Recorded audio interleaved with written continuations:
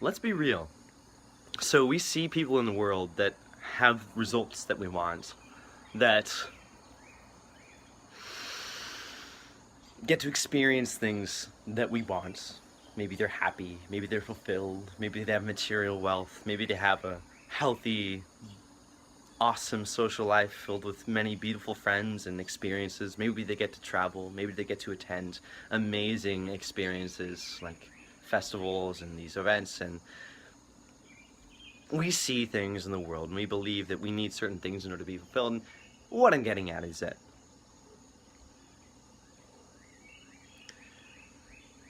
one of the biggest factors in us getting or not getting these things is what we believe about ourselves. It's huge. It's huge. It's huge. I know for me, I was so pained, so frustrated, so enraged, blood curdling, want to stab people, want to kill people because I was so pissed about not having self-esteem, not having the ability to walk through life with confidence, with authentic power, feeling so enraged at the constant urge, the feeling within my body telling me to back down, telling me that I'm less than, telling me that I'm needy, telling me that I'm somehow unworthy of what the world has for me. It's very painful when we have certain beliefs about ourselves and somehow the world is not congruent with that. It's very frustrating, say. Or if we have a desire. So, what most people do in order to ease the pain of not getting what they want in life is that they choose to believe that these things are simply not possible for us. We choose to believe that, no, I'm not that kind of person. I'm not the kind of person that gets those results. I'm not the kind of person that is rich. I'm not the kind of person that gets these kind of results. I'm not the kind of person that gets paid. I'm not the kind of person that gets hot and interesting, attractive, intelligent women. I'm not the kind of person that has a healthy, fit body. I'm not the kind of person that feels confident. Or whatever the fuck ever you believe about yourself. You're just simply not that kind of person. No.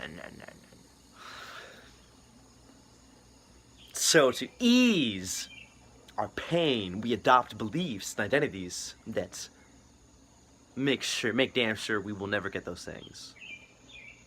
We let go of the desire and instead opt for something less.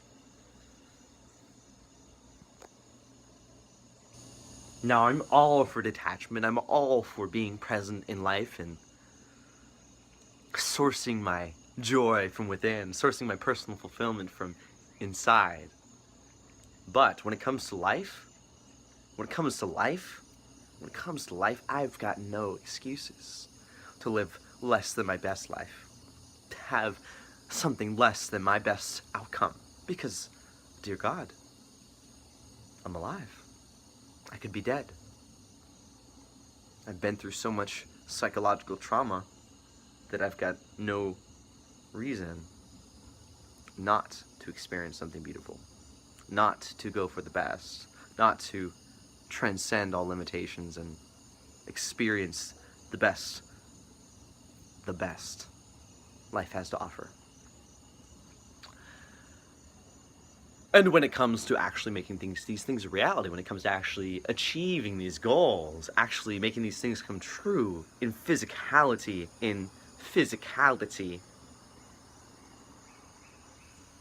there's certain things you must learn about the way your mind works. How your thoughts and identities, and the thoughts that go through your head, the beliefs you have about yourself, change your behaviors. Because when you believe certain things about yourself, like when you believe fundamentally that you are the person that gets a certain kind of results, the kind of person that takes action, does whatever it takes to get a certain kind of result, then you will do whatever it takes to get that kind of result.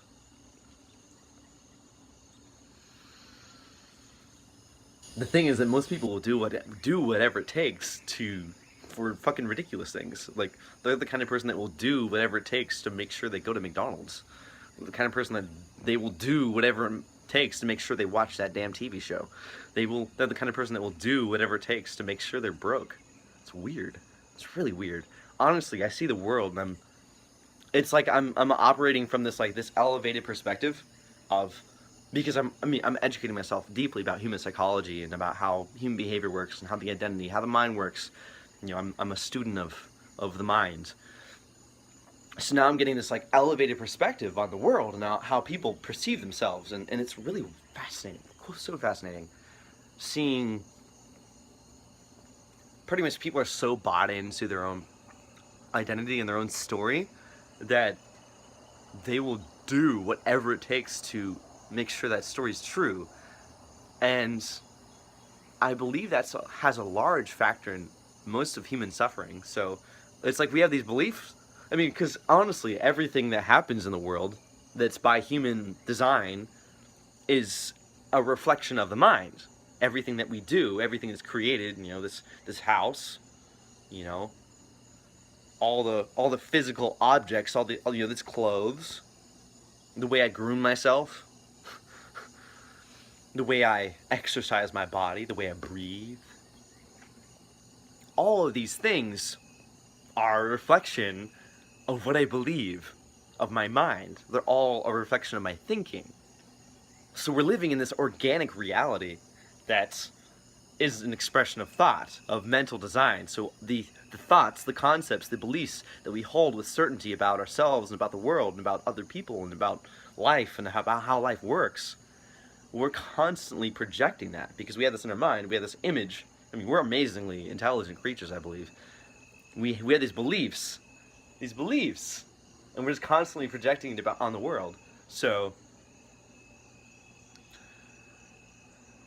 the real magic is to gain perspective on yourself and actually choose to rewire the mind, choose to rewire the way your mind works. Like, not just on a surface level, like, I'm happy, like on this purely mental level, but on like a deep physiological level of actually diving deeply into your physiology and changing the way your whole mind, your whole nervous system, this whole massive shift in identity about who you are and the kind of results you get and the trajectory of your life. So it's an amazing process. It's a journey. I mean, here's the thing, is like, what I've learned is that in life, you're gonna have a pretty sucky time at times, either way, as long as you're in the dumps. And at the same time, it takes a lot of energy, a lot of choice, a lot of raw human will, raw human will to make those massive shifts. It's wild. Like, sometimes I know I'm ranting at this point, and it's like I have these strong desires, these strong drives, these strong internal desires, a strong surge of power moving through my body, telling me that I want certain things in my life. And I can either cut that off and die slowly in peace, to cut myself off from the flow of power, to completely detached from life, pure apathy of let life go, nothing matters.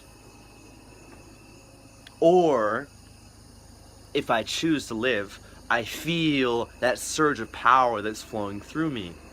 And the thing is, that surge of power has very specific intentions. It's highly intelligent, has very specific desires.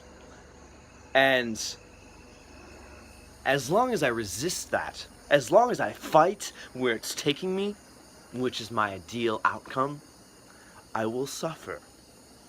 So in order to actually get what I want, I must embrace the natural flow, the current of energy that is pulling me towards my highest outcome.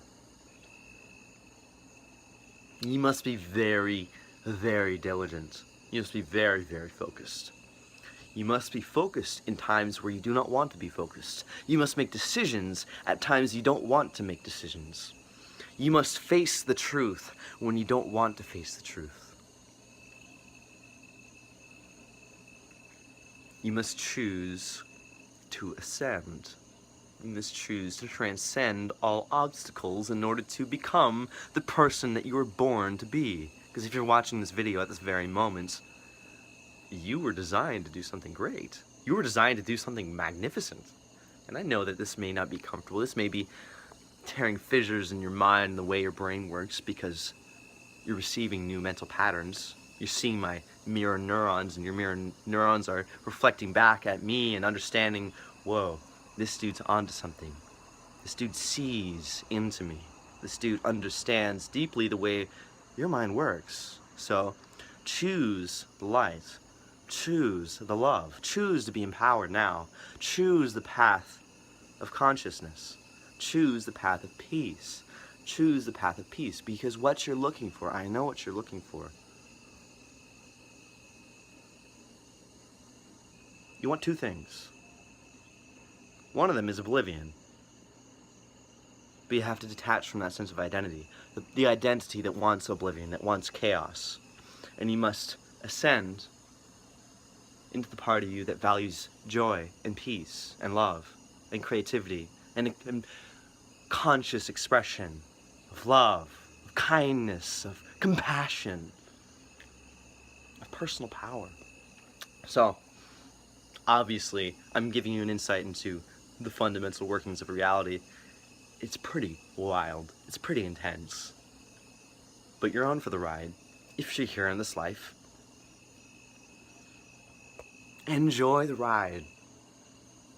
It can either go down, and you can suffer and burn up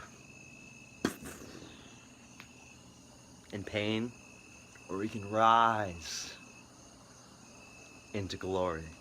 You can rise into ecstatic self-expression, into pure, honest, raw, confident self-expression as your ideal self. This video is running long. I hope you have an amazing life. Never give up.